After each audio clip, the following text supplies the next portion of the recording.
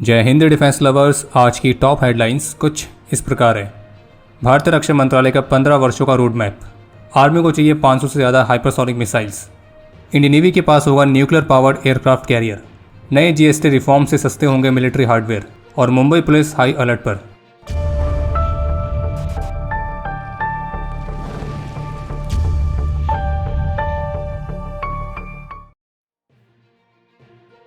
Economic times की report के मुताबिक भारतीय रक्षा मंत्रालय ने 15 वर्षों के रोड मैप को अनवील किया है, जिसमें $100 बिलियन तक की कई अलग अलग खरीद परियोजनाएं शामिल हैं।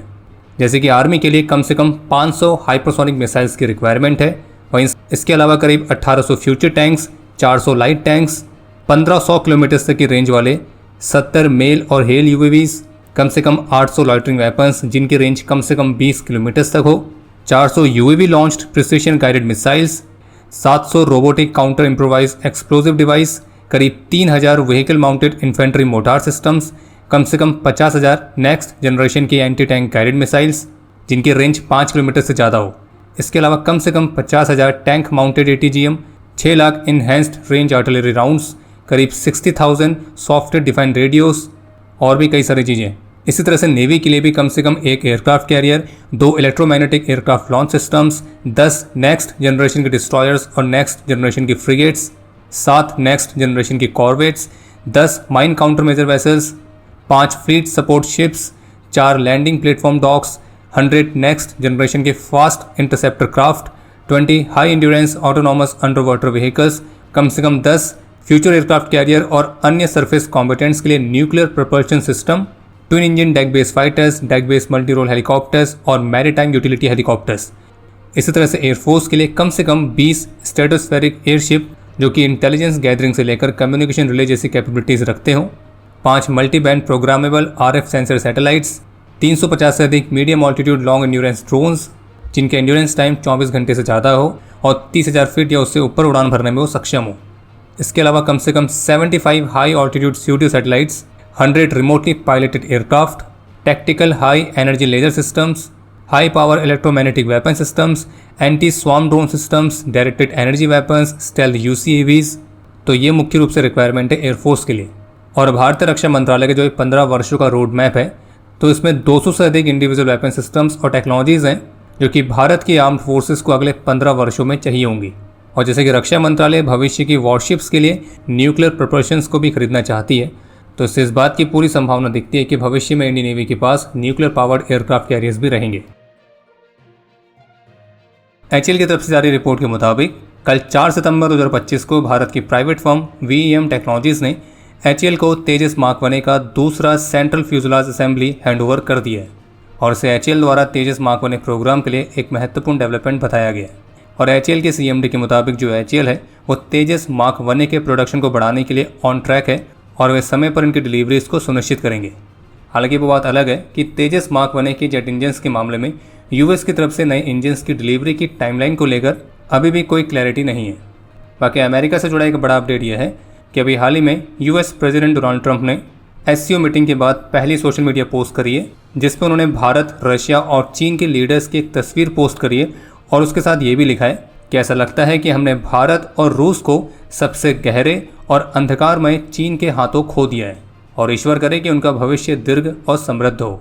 खैर वो बात अलग है कि प्रेसिडेंट ट्रंप वही हैं जो कि अभी कुछ दिनों पहले भारत और रशिया के इकोनॉमीज को डेड इकोनॉमी बोल रहे थे और फिर उसके बाद उनकी तरफ से इस तरह के अतरंगी बयान आते रहते हैं। और प्रेसिडेंट ट्रंप क्या बोलते हैं, क्यों बोलते हैं, ये तो खैर उन्हें पता होता है। अगर उनकी बातों के मायने समझने कोई जाएगा तो शायद वो खुद ही कन्फ्यूज़ हो जाएगा। तो बेटर यही रहेगा कि हम उनकी इस पोस्ट को एक पोस्ट की तरह ही छोड़ देते हैं। बाकी इस पर आपके जो भी विचार है आप उसे कमेंट सेक्शन में शेयर कर सकते हैं। बाकी हाँ, इस बात में कोई डाउट नहीं है कि SCO मीटिंग के बाद से और ख़ास करके भारत, चीन और रशिया के लीडर्स की एक साथ तस्वीरें सामने आने के बाद वेस्टर्न कंट्रीज़ में कई सारे लोग हैं जिनको दुख, दर्द, पीड़ा, चिंता सब कुछ एक साथ हुआ है। भारत सरकार के नेक्स्ट जनरेशन GST रिफॉर्म्स के बाद अब जो मिलिट्री हार्डवेयर्स हैं तो उनकी कीमत में भी थोड़ी गिरावट देखने को मिलेगी, क्योंकि इस नए रिफॉर्म के बाद से जो मिलिट्री हार्डवेयर में 18% की IGST लगती थी तो अब से वो नहीं लगेगी। और मिलिट्री हार्डवेयर्स में ship launch missiles, deep submergence rescue vehicles, flight motion simulators, integrated air defence weapon systems, unmanned under water vessels, communication device, तो ये मुख्य रूप से शामिल हैं। और इन नए रिफॉर्म्स में यूएवीज की बढ़ती हुई मार्केट को भी ध्यान में रखा गया है, और वो भी डिफेंस और कॉमर्शियल दोनों सेक्टर्स के लिए, क्योंकि मिलिट्री यूएवीज में IGST 0% होगा और जबकि कॉमर्शियल ड्रोन्स में केवल 5%। और ये पॉलिसी इंडियन मैन्युफैक्चरर्स को अपने ऑपरेशंस स्केल करने में मदद करेगा। बाकी 100 mm से अधिक के कैलिबर वाले रॉकेट्स, कुछ नेवल एयर एसेट्स, ड्रोन्स और स्पेशलाइज इक्विपमेंट के लिए हाई परफॉर्मेंस बैटरीज, तो इनमें से भी IGST को हटाया गया है। वहीं artillery weapons, rifles, aircraft, rocket launchers, AK-630 naval guns, light machine guns, तो इनके parts, sub assemblies, spares, accessories, tools, testing equipment, तो इनमें भी IGST में छूट दी गई है। मीडिया रिपोर्ट्स के मुताबिक भारतीय वायुसेना HAL के साथ मिलकर अपने Hawk MK-132 advance jet trainer aircraft की फ्लीट को एक महत्वपूर्ण अपग्रेड देने की योजना बना रही है। और इस अपग्रेड में नए एवियोनिक्स, हेड अप डिस्प्ले के साथ advance cockpit, advance embedded virtual training system, स्वदेशी counter measure systems, advance sensors और एक एडवांस AESA रडार को भी इंटीग्रेट किया जा सकता है। और इसे इस तरह से भी अपग्रेड किया जा रहा है ताकि ज़रूरत पड़ने पर इसे केवल एक ट्रेनर एयरक्राफ्ट की तरह ही नहीं बल्कि एक लाइट कॉम्बैट एयरक्राफ्ट की तरह भी इस्तेमाल किया जा सके। बाकी आगे बढ़ने से पहले आपको सूचित करना चाहेंगे कि squadron.in पर MiG-21 से इंस्पायर्ड स्पेशल मर्चेंडाइज लॉन्च हो चुकी है, जो कि लिमिटेड टाइम के लिए स्पेशल डिस्काउंट में उपलब्ध है। बस उसके लिए आपको एक कूपन कोड का इस्तेमाल करना है जो कि है बाइसन। बाकी लिंक डिस्क्रिप्शन में दिया गया है। मीडिया रिपोर्ट्स के मुताबिक एक धमकी भरा संदेश प्राप्त होने के बाद मुंबई पुलिस हाई अलर्ट पर है, क्योंकि इस धमकी में क्लेम किया गया था कि करीब 14 आतंकी 400 किलोग्राम के RDX के साथ मुंबई सिटी में एंटर कर चुके हैं। और साथ में ये भी क्लेम किया गया कि मुंबई में करीब 34 व्हीकल्स में ह्यूमन बॉम्ब्स को उन्होंने प्लांट किया है। और ये जो थ्रेट है ये ट्रैफिक पुलिस के ऑफिशियल व्हाट्सएप नंबर पर रिसीव हुआ था। हालांकि सीनियर पुलिस ऑफिशियल्स के मुताबिक ये एक होक्स थ्रेट हो सकता है, यानी कि झूठी धमकी, लेकिन फिर भी पूरे शहर में सुरक्षा बढ़ा दी गई है और सभी एंगल से इस मामले को इन्वेस्टिगेट किया जा रहा है। इसके अलावा एक अपडेट यह है कि अभी हाल ही में रशियन राष्ट्रपति व्लादिमीर पुतिन ने वेस्टर्न लीडर्स को क्लियरली ये वार्निंग दी है कि अगर यूक्रेन में उनकी फोर्सेस की किसी भी तरह की डिप्लॉयमेंट की जाएगी तो रशिया उन्हें भी एक डायरेक्ट थ्रेट की तरह ही ट्रीट करेगा और वो रशियन ट्रूप्स के लिए एक लेजिटिमेट टारगेट्स रहेंगे।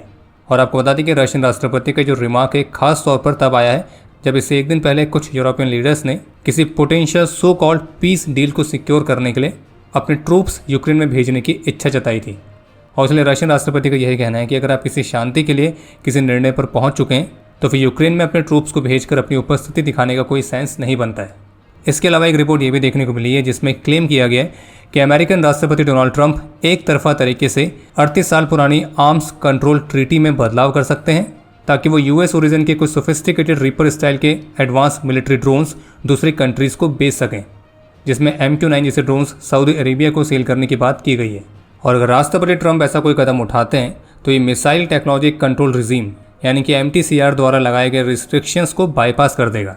और अगर आप ये सोच रहे हैं कि US प्रेसिडेंट ऐसा कैसे करेंगे, तो वो सीधे सीधे जो हाई एंड मिलिट्री ड्रोन्स हैं तो उनके एयरक्राफ्ट की तरह ही ट्रीट करना स्टार्ट करेंगे ताकि वो MTCR के प्रोविजंस को बाईपास कर सकें। बाकी अब समय है आज के इतिहास का। आज के दिन 1965 में भारत पाकिस्तान युद्ध में अपने अदम्य साहस और वीरता का परिचय देते हुए सेकंड लेफ्टिनेंट सुरेंद्र पाल सिंह सैखों वीर गति को प्राप्त हुए थे और इन्हें मरणोपरांत वीर चक्र से सम्मानित किया गया। आज के दिन 1986 में कराची में हाईजैक हुई पैन AM फ्लाइट 73 में पैसेंजर्स की जान बचाते हुए नीरजा भनोट ने अपने प्राण न्यौछावर किए थे और उनकी बहादुरी के लिए उन्हें मरणोपरांत अशोक चक्र से सम्मानित किया गया था। और आपके लिए आज का प्रश्न है कि वर्तमान समय में भारतीय वायुसेना के फाइटर पायलट्स की ट्रेनिंग में कौन कौन से एयरक्राफ्ट इस्तेमाल होते हैं।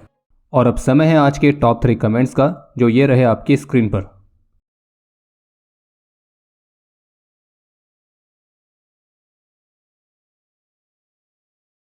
उम्मीद है आपको आज का एपिसोड पसंद आया होगा।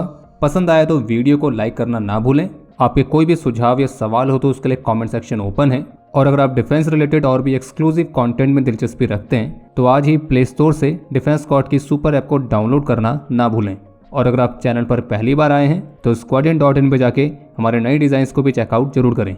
बाकी जल्द मिलेंगे नए एपिसोड के साथ। तब तक के लिए जय हिंद, जय भारत।